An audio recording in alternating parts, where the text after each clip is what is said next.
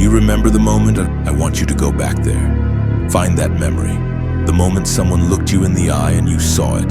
The doubt, the pity, the quiet condescension. Maybe they didn't even say a word. Maybe it was just a look, a smirk, a gentle laugh that felt like a punch to the gut.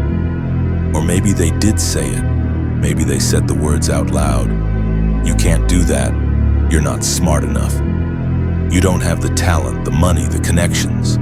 Be realistic. Maybe you should try something easier. They put you in a box. They wrote your story for you, and in their version, the final chapter was mediocrity. They drew a line in the sand and told you that you could never cross it. They are the them. Them, it's a powerful word. They can be anyone. A teacher who dismissed your dream. A boss who overlooked your potential. A so-called friend who secretly wanted you to fail.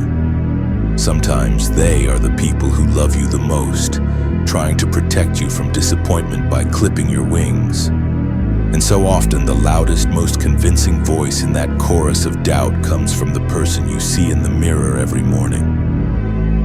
When you are faced with that wall of doubt, you have two choices, only two. The first choice is the easy one. It's the path of least resistance. You believe them. You let their words become your reality. You internalize their limitations until they feel like your own. Their doubt becomes a seed that grows into a forest of self-sabotage inside you. You start to think, maybe they're right. You lower your ambitions. You stop trying. You settle. And you spend the rest of your life haunted by the ghost of the person you could have been, living a life that was scripted by someone else's opinion. But there is another path. A harder path. A path forged in fire and fueled by defiance. It's the path where you hear their words, you feel the sting of their doubt, and you make a decision. You decide that their opinion of you will not be the final word. You decide that their disbelief will not be your destiny.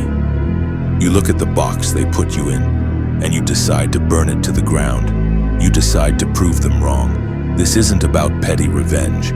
This isn't about anger or hate. Anger is a cheap fuel. It burns hot and fast, but it will leave you empty. No, this is something deeper. This is about transforming the poison they gave you into power. It's about taking the stones they threw at you and using them one by one to build the foundation of your empire. This is where the real work begins. Because proving them wrong is not about a verbal comeback. It's not about an angry social media post. It's not about arguing with the critics. Your voice will not convince them, only your results will. So you go silent. You disappear. You understand that the war is not won on the stage, in the light. It is won in the dark. It's won at 5 a.m. when your alarm goes off and the rest of the world is asleep.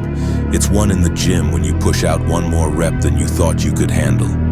It's won in the library, surrounded by books while everyone else is out partying. It's won in the countless hours of tedious, boring, unglamorous practice that no one will ever see, clap for, or appreciate. The work is done in the dark. You have to fall in love with the process of being underestimated.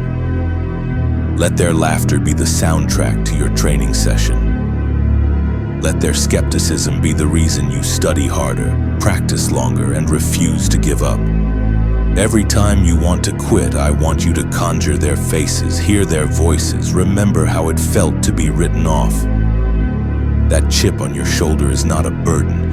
It is the greatest gift you have ever been given. It is a constant, renewable source of energy. It will keep you hungry when you're tempted to feel full. It will keep you humble when you start to succeed. It will remind you that you are not there yet, that there is always more work to be done. Let your obsession be your rebuttal. While they are talking, you are working. While they are speculating, you are building. While they are judging, you are creating. You are laying brick after silent brick, building a fortress of achievement so high and so strong that eventually their whispers of doubt will be unable to penetrate its walls. And then one day it happens. You don't even notice it at first, but the results start to show. You get the promotion, you launch the business, you finish the marathon, you master the skill, you create the life they said was impossible. And your success becomes the noise. It becomes a roar so deafening that it drowns out every negative word they ever said.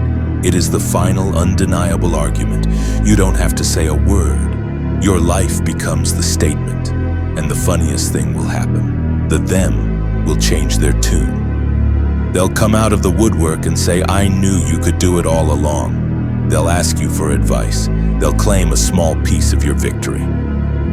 And in that moment, you will realize the most beautiful truth of this entire journey.